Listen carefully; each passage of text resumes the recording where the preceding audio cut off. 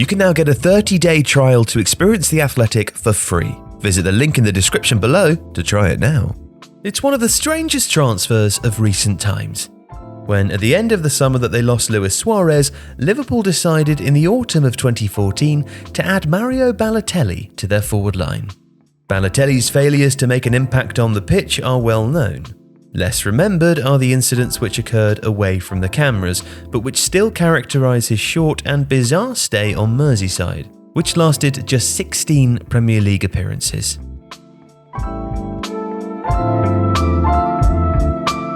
It became clear inside 6 weeks, according to one of Brendan Rodgers' staff at Liverpool, that Balotelli was never going to reach the level of maturity required to lead the team, with a tipping point coming at Queen's Park Rangers in early October. By then, he had been in trouble for staying up late before a humbling Champions League defeat in Basel. Friends had driven to Switzerland from Milan, and they were still in the hotel lobby at 2 a.m, with Balotelli joining them for smokes at regular intervals. The following night, he delivered a hopeless performance, according to captain Steven Gerrard, who says he got on fine with the striker and often tried to cajole him. But at Loftus Road later that month, his teammates lost their patience. Liverpool won 3-2 that day, but both Jordan Henderson and Adam Lallana told Balotelli what they thought of his performance. Though he scored his second Liverpool goal in a narrow League Cup victory over Swansea City, by the start of November, Balotelli was out of the team, and this coincided with a 13-game unbeaten run in the league that heaved Liverpool from 10th place to 5th. In the new year, Balotelli was steadily reintroduced, but only as a substitute. And by the end of the campaign, he was playing again as Liverpool capitulated, losing 5 of their final 9 league games. You see, Balotelli never really went out of his way to get to know any of his new teammates. Mario always tried to give this air of not being bothered, remembers one player. When Rodgers decided to drop him from the squad in November 2014, there wasn't any discussion inside the dressing room about whether that was the right decision. You couldn't trust him to do what was asked of him, even the basics, said one Melwood insider. Somewhere in there was a good heart, but the minute your teammates don't believe in you, you're on a slippery slope. And it was a bit of a joke at first, where senior players would say they were already one man down in practice matches. But Balotelli was unbelievably powerful, and there were rare occasions, which tended to be when he was wound up, where his opponents could not compete with him physically. He had a next-level strength, says one teammate. But if there was ever a competition in training and he sensed he might lose, he'd stop. It was his way of trying to show that he wasn't trying. Though he could compete, if his ego was going to take a hit from not winning a particular duel, he'd give up. And sometimes his antics were just bizarre.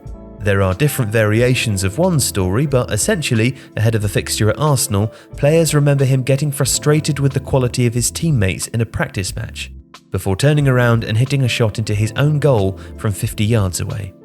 In response, Brendan Rodgers ended the session, and although Mamadou Sakho started berating him, Balotelli's reaction was just to purse his lips.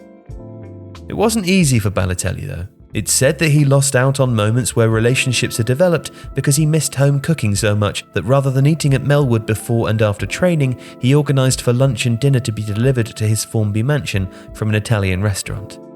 After being banned from driving for being caught speeding at 109 miles an hour on the N62 in December 2014, he leaned on his friend Desmond Nze to take him everywhere. The pair had met at Inter as teenagers. When Balotelli signed for City, Nze won a contract in the Japanese 3rd Division, but by 2015, Balotelli had effectively hired him as his gopher. Initially, Balotelli had brought his friend into Melwood and he'd waited in the canteen for him to finish training sessions. The sight of Nze sleeping in the back seat of Balotelli's red Ferrari in the car park became a regular theme after Christmas.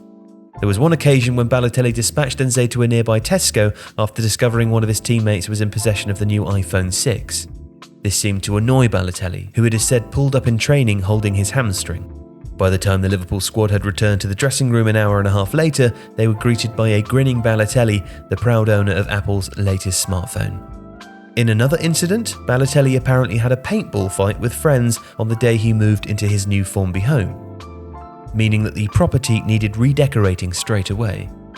And the antics weren't just indoors. One resident was awoken one night by what sounded like a Formula One car's engine revving. In reality, Balotelli and his friends were amusing themselves by doing laps of Formby. From inside the club, it was at least one coaching staff's impression that Balotelli may have privately been dealing with the turmoil of his adopted father's deteriorating health throughout his season at Liverpool. There was also sympathy because he was estranged from his 1-year-old daughter. But whatever the truth, this was another chapter in a career which never quite made sense. Balotelli has had 5 clubs since leaving Anfield, and now at 31, he finds himself playing in the Turkish Super League, still with all of that potential locked away. If you like this video, please consider subscribing to the channel. The Athletic brings you the best sports journalism in the world in a personalised experience, connecting you with the stories and teams that you care about the most. There's coverage of 13 sports, plus direct access to world-class journalists through live Q&As, discussions and podcasts. Not to mention, it's all ad-free. And you can try it now for free for 30 days by clicking the link in the description.